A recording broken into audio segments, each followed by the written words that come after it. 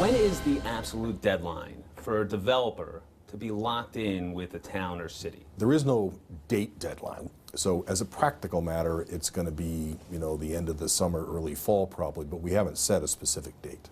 For instance, in Springfield, if they choose to have a host agreement with just one company, would that other company still be able to say, well, we've invested in Western Mass, we've paid her $400,000, but we're going to go move to another city, another site? Would that be possible? We've not dealt with that specific case, and that's something the commission would have to decide on formally. Theoretically, somebody could be sort of having a backup position right now. Chicopee's been talking about they'd like to get in the game.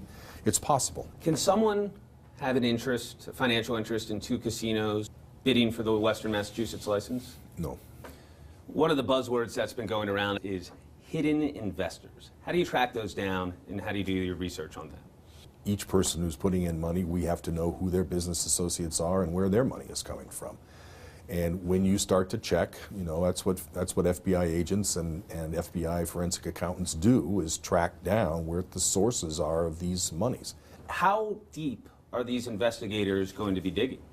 Very deep. It goes into what kinds of scars and birthmarks do you have on your body. So MGM with its connections overseas, that'll be looked into. Peter Picknelly with his Opal Real Estate Ventures and his gun company, that'll be investigated. Those are the kinds of things that for every investor they would be looked at. We do have a team in Asia.